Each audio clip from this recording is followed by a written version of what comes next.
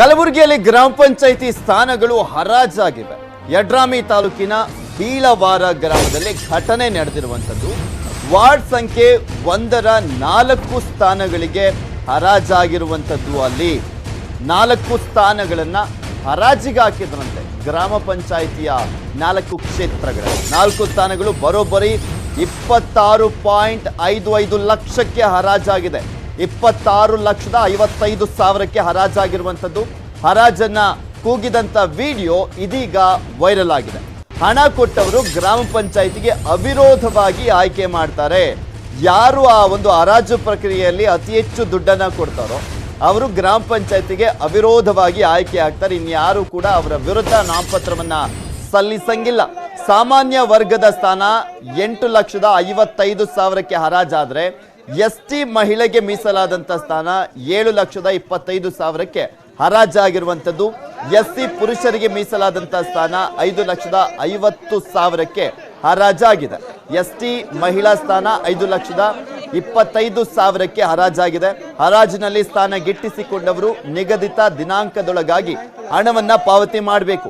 ಇಲ್ದಿದ್ದಲ್ಲಿ ಸ್ಥಾನಗಳು ಬೇರೆಯವರ ಪಾಲಾಗ್ತವೆ ಅಂತ ಕಂಡೀಷನ್ ಬೇರೆ ಹಾಕಲಾಗಿದೆ. ಈ ಕುರಿತು ಚುನಾವಣಾಧಿಕಾರಿ ಸೇರಿದಂತೆ ಯಾರ ಬಳಿಯೂ ಕೂಡ ಇಲ್ಲವಂತೆ ಮಾಹಿತಿ. ಅವರವರ ನಿರ್ಧಾರವನ್ನ ಕೈಗೊಳ್ತಾರೆ. ಸಾಕಷ್ಟು ಕಡೆ ಇದೇ ರೀತಿಯಾಗಿ ಆಗತ್ತೆ. ಅಲ್ಲಿ ನಿಲ್ಲುವಂತವರ ಜೊತೆ ಮಾತಾಡ್ಕೊಂಡು ದುಡ್ಡನ್ನ ಕೊಟ್ಕೊಂಡು ಅಲ್ಲೇ ಸೆಟ್ಲ್ ಮಾಡ್ಕೊಂಡ್ಬಿಡ್ತಾರೆ.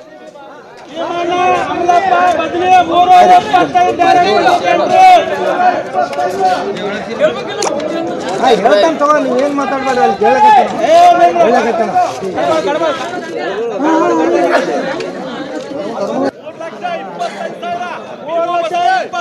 ಭಜನೆ ಭೀಮಾ 3,25,000 ಡೈರೆಕ್ಟ್ ಪಂಚಾಯತಿ ಎಂಟ್ರಿ 2.5 ಕೋಟಿ ಬರ್ರಿ ಪೂಜೆ ಸಹ ಹಂಗೆ ಹೇಳ್ರಿ ಅವ್ರಿಗೆ.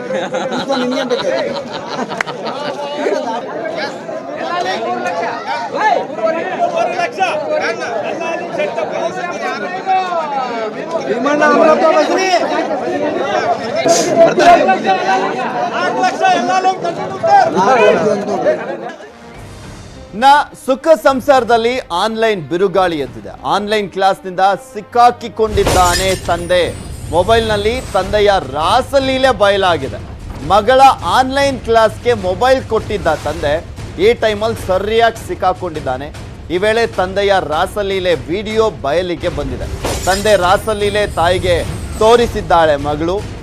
ಮಂಡ್ಯ ಜಿಲ್ಲೆಯ ನಾಗಮಂಗಲದಲ್ಲಿ ನಡೆದಿರುವಂತಹ ಒಂದು ಘಟನೆ. ಪೊಲೀಸ್ ಠಾಣೆಯಲ್ಲಿ ಪತಿ ವಿರುದ್ಧ ದೂರನ್ನ ದಾಖಲು ಮಾಡಲಾಗಿದೆ. ಆ ರಾಸಲೀಲೆಯ ವಿಡಿಯೋ ಬಯಲಾಗ್ತಿದ್ದ ಹಾಗೆ ಆನ್ಲೈನ್ ಶಿಕ್ಷಣಕ್ಕೆ ಈ ಟೈಮಲ್ಲಿ ಮಗಳಿಗೆ ಅಂತ ಕೊಟ್ಟಿದ್ದಾನೆ ತನ್ನ ಮೊಬೈಲನ್ನ.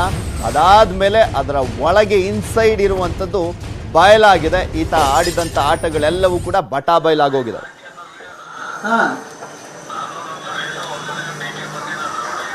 ನೀವೇನು ಸ್ಪಷ್ಟನೆ ಕೊಡೋದಿಲ್ಲ, ತಪ್ಪು ಮಾಡ್ಬಿಟ್ಟಿದ್ದೀನಿ, ಇನ್ನು ಮುಂದೆ ಮಾಡಲ್ಲ, ಅದಕ್ಕೆ ಅವಕಾಶ ಮಾಡ್ಕೊಡಿ ಅಂತ.